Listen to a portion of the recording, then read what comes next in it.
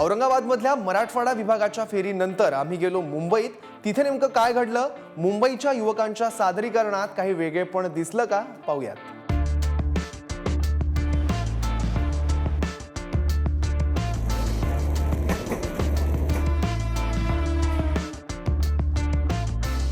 महाराष्ट्राची राजधानी असणाऱ्या मुंबईत येऊन परफॉर्म करण्यासाठी प्रत्येक टीम उत्सुक होती. हाच उत्साह महाविद्यालयीन तरुणांच्या चेहऱ्यावर ओसंडून वाहताना दिसत होता. कधी एकदा आपण स्टेजवर जातो आणि इतक्या दिवसांची मेहनत सार्थकी लावतो, हीच भावना प्रत्येकाच्या चेहऱ्यावर दिसत होती. कोकण विभागात मुंबईतल्या टीम तर होत्याच, पण पालघर जिल्ह्यातल्या चिंचणीमधून देखील एक टीम आली होती. नमस्कार, मी सौरभ कोरटकर. आत्ता आपण आहोत मुंबईतल्या रवींद्र नाट्य मंदिरात. नाटकाचे प्रयोग इथे होणं आहे तसं काही नवीन नाही आहे, पण आज एक वेगळा प्रयोग आपल्याला पाहायला मिळणार आहे. तो म्हणजे भारतीय संसदेचा नाट्याविष्कार. भारतीय संसदेचं कामकाज ज्या पद्धतीनं चालतं, अगदी तसंच कामकाज आज आपल्याला बघायला मिळणार आहे. पण हे कामकाज कोण करणार आहे तुम्हाला माहिती आहे? हे कामकाज करणार आहेत, यात सहभागी होणार आहेत कोकण विभागातल्या वेगवेगळ्या महाविद्यालयातून आलेले विद्यार्थी. अभिरूप युवा संसदेने एक आगळीवेगळी स्पर्धा आयोजित केली आहे आणि यात स्पर्धक म्हणून कोकण विभागातून वेगवेगळ्या कॉलेजचे विद्यार्थी इथे आले आहेत आणि अगदी खऱ्याखुऱ्या संसदेप्रमाणे इथे कामकाज चालणार आहे. विधेयक मांडण्यात येणार आहेत, वादविवाद देखील होणार आहेत. नेमकं तिथल्याप्रमाणेच इथे गोंधळ पाहायला मिळणार आहे की अगदी सामोपचाराने सगळं कामकाज चालेल, आणि त्या सगळ्या गमती जमती आपल्याला बघायच्या आहेत अभिरूप युवा संसदमध्ये. महाराष्ट्रातल्या इतर विभागांप्रमाणे कोकण विभागातल्या विद्यार्थ्यांनाही विधेयकाचे विषय देण्यात आले. निर्माण दूत विधेयक, वसुंधरा बचाव विधेयक, आरक्षण मुक्त भारत 2047 विधेयक, शैक्षणिक सुधारणा विधेयक, भ्रष्टाचार मुक्त भारत लोकपाल विधेयक, अभिव्यक्ती स्वातंत्र्य विधेयक, कृषी सुधारणा धोरण विधेयक आणि तिहेरी तलाक विधेयक. कोकण विभाग फेरीच्या सुरुवातीला आली उल्हासनगरमधल्या RK तलरेजा कॉलेजची टीम. अध्यक्ष महोदय येताच कामकाजाच्या सुरुवातीला नवनिर्वाचित सदस्यांनी शपथ घेतली. त्यानंतर प्रश्नोत्तराच्या तासाला सुरुवात झाली. अमृतसर में जो हादसा हुआ है उसके बारे में आपका क्या कहना है? माफ कीजिए मोहतरमा, पंजाब में जो घटना घटित हुई थी आप सभी तो जानते ही होंगे उसके बारे में ना. वहाँ का क्षेत्र आपके ही प्रशासन के मध्य आता है, ये भी पता होगा आप लोगों को. लेकिन वहाँ पे जो घटना घटी उसके लिए जिम्मेदार आप हमें ठहरा रहे हैं, जबकि आप जानते हैं उसके जिम्मेदार स्वयं आप हैं. आपने इसके पहले कोई उपाय योजना क्यों नहीं की? क्या आपके नजरिए से जनता की सुरक्षा महत्वपूर्ण नहीं है? यानंतर मांडण्यात आलं कृषी विकास योजना विधेयक. मैं कृषि मंत्री से निवेदन करता हूं कि सदन के समक्ष बिल प्रस्तुत करें. धन्यवाद अध्यक्ष महोदय.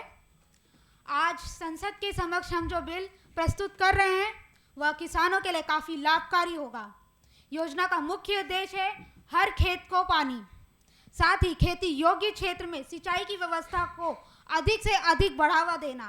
आज से 4 साल पहले आपने जो योजना लाई थी उसका पूरी तरह से लागू होने का कार्यकाल आपने नहीं बताया और अब भी आप नहीं बता रहे. कहीं आप इसे चुनावी जुमला तो नहीं, आप ये क्या कह रहे हैं? आप ऐसा नहीं बोल सकते. शांत रहे. मैं अपने विपक्ष के लोगों को आश्वासन देना चाहता हूं कि इस बिल को आप सर्वसम्मति से पारित करें. विधेयकावरच्या चर्चेनंतर विधेयक मंजुरीसह सभागृहाचं कामकाज तहकूब करण्यात आलं. सदस्य इस बिल का समर्थन करते हैं वह यस बोले. जो सदस्य इस बिल का समर्थन नहीं करते वह नो बोले. हमें लगता है बिल के लिए समर्थन ज्यादा है तो यह बिल पास किया जाता है. दुसऱ्या क्रमांकावर आली डहाणू तालुक्यातल्या चिंचणीतली PL श्रॉफ कॉलेजची टीम.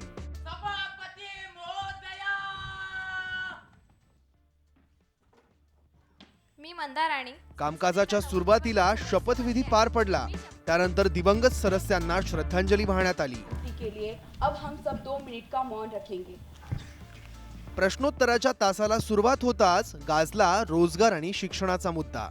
शिक्षणाचा दर्जा हे सरकार आल्यापासून दिवसेंदिवस खालावत आहे. विद्यार्थ्यांच्या बेरोजगारीचे प्रमाण भरपूर पटीने वाढले आहे. तसंच भीमा कोरेगावच्या हिंसाचाराचे पडसादही इथे उमटले. प्रश्नोत्तराच्या तासानंतर शिक्षण सुधारणा विधेयक मांडण्यात आलं. मी इथे उभी आहे.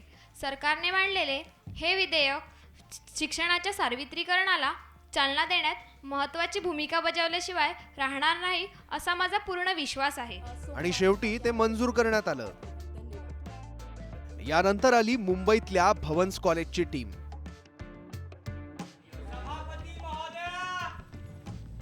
अध्यक्ष येताच राष्ट्रगीतानंतर कामकाजाला सुरुवात झाली.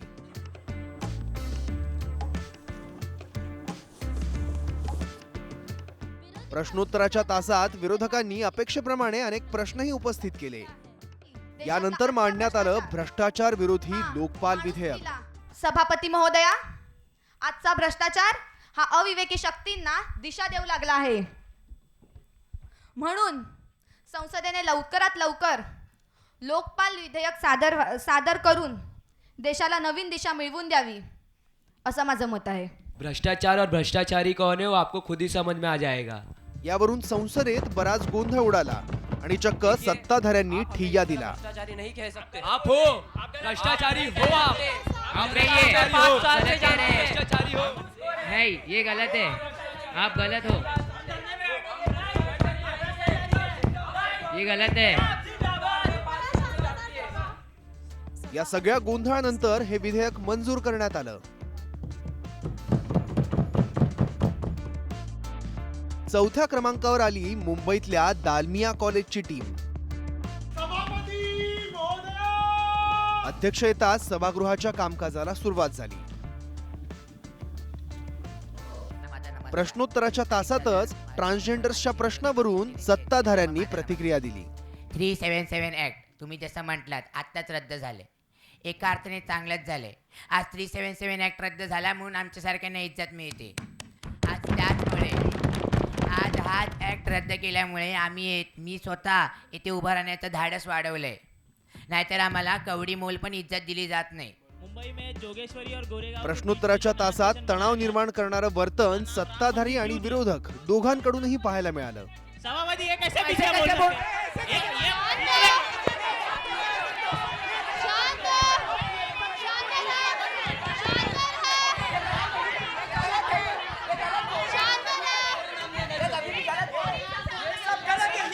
सभापति मैं बात कर रहा हूँ. पार्टी वाले का नाम देना चाहिए था. माझ्याकडे या अख्ख्या माझ्या कालावधीच्या वेळी 66,230 एवढ्या समस्या घेऊन सगळी छात्र आली होती. त्यापैकी माझ्या कार्यकर्तेच्या काळात मी 61,892 एवढ्या समस्या सॉल्व्ह केलेल्या आहेत. मला आठवत नाही की तुमच्या सत्तेत हे असं कधी झालं होतं. बाकीच्या 5,000 समस्यांचं काय? ते पण होतील, त्या पण सॉल्व्ह होतील. वेळ द्या. यानंतर गॅस सिलेंडरच्या वाढत्या किमतीवरून विरोधकांनी सरकारला प्रश्न केले आणि सत्ताधाऱ्यांनीही त्याला उत्तर दिलं. तभी गैस सिलेंडर के भाव थे 418 रुपीज और अभी के भाव है 700 रुपीज विदाउट सब्सिडी. इसका क्या जवाब दोगे? इस बात का जवाब है आपके पास. इन्होंने कहा कि हमने गैस का दाम 418 से 700 पर लाकर रख दिया है. जिस गैस पर वो आप चावल पका रहे हैं, हम उस चावल को गांव में 2 रुपए किलो बांट रहे हैं और शहर में कम से कम 5 रुपए किलो बांट रहे हैं. क्या आप इस बात पर ध्यान नहीं दीजिए? या चर्चेनंतर निसर्गाच्या रक्षणासाठी वसुंधरा बचाव विधेयक मांडण्यात आलं आणि चर्चेअंती ते एकमताने मंजूर झालं. कोकण विभागाच्या दुसऱ्या फेरीत उत्स्फूर्त सहभाग घेतला तो कांदिवलीतल्या KES श्रॉफ कॉलेजनी. सभापतींचं आगमन होताच विधेयक मांडण्याची परवानगी देण्यात आली. सदनामध्ये पंतप्रधानाद्वारे प्राप्त विधेयक क्रमांक 840 मिशन पर्यावरण 2019 सादर करण्यास परवानगी देत आहे. धन्यवाद सभापती महोदया. देशाचा पंतप्रधान या नात्याने आणि आपल्या परवानगीने मी मिशन पर्यावरण 2019 विधेयक पटलावर ठेवत आहे. सत्ताधाऱ्यांनी मूळ प्रश्नांना बगल देत अस्मितेचं राजकारण केलं. सरदार वल्लभभाई पटेल नंतर छत्रपती शिवाजी महाराज, प्रभू रामचंद्र व भारतरत्न डॉक्टर बाबासाहेब आंबेडकर यांचे पुतळे उभारले जाणार आणि त्या पुतळ्यांसाठी लाखो नाही तर करोडो पैशांनी जर इन्व्हेस्टमेंट करावी लागली ना तरी बेहत्तर. कारण हे येणाऱ्या युवा पिढींसाठी एक ध्येय असणार आहे आणि हे नेतृत्व करणारं असणार आहे. त्या पुतळ्यांमुळे यांना हा इतिहास कळणार आहे आणि हे येणाऱ्या युवा पिढींसाठी संस्कार असणार आहेत. तर विरोधकांनी पर्यावरणाच्या रक्षणासाठी एक नवी संकल्पनाही मांडली. आमच्या नदी माताने पवित्र बनवायचा असेल तर या देशातील 1 कोटी बेकार शिक्षित युवकांना वृक्षस्नेही व जलस्नेही म्हणून काम घ्या. त्यांच्याकडून महिन्यातून 50 तास सेवा घ्या. त्या सेवेपेटी त्यांना सरकारी वार्षिक 50,000 रुपयांचा प्रोत्साहन आर्थिक मदत करा. बदल हा निसर्गाचाच एक भाग आहे, परंतु देशात सध्या ज्या पद्धतीने बदल केले जात आहेत ते पर्यावरणाच्या क्षमतांचा विचार न करता केले जात आहेत. त्याचे दुष्परिणाम वाढणारच आहेत. या चर्चेअंती हे विधेयक संसदीय समितीकडे पाठवण्यात आलं आणि सभागृहाचं कामकाज तहकूब करण्यात आलं. पाठवित आहे आणि सभागृहाचे कामकाज 14 मे 2019 पर्यंत स्थगित करीत आहे. धन्यवाद.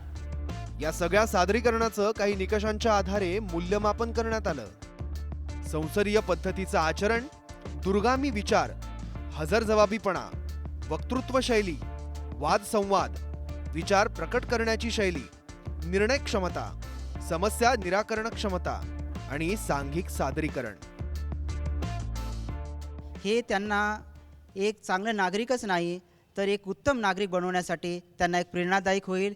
हेच उद्याचे आपले संसदपटू होतील, पार्लिमेंटमध्ये जातील, विधिमंडळात जातील आणि आपल्या देशाच्या भवितव्यासाठी कायदे करतील. ज्या पद्धतीचं विधिमंडळाचं प्रारूप या मुलांनी सगळ्या उभारलं इकडे आपल्यासमोर, तर ते एक प्रकारचं अप्रतिम चित्र होतं आणि भारतीय लोकशाहीसाठी खूप आशादायी चित्र माझ्या डोळ्यासमोर आता मी बघितलेलं आहे. मी महाराष्ट्रातल्या 5ही शहरामध्ये 5ही विभागामध्ये जातीने हजर होतो.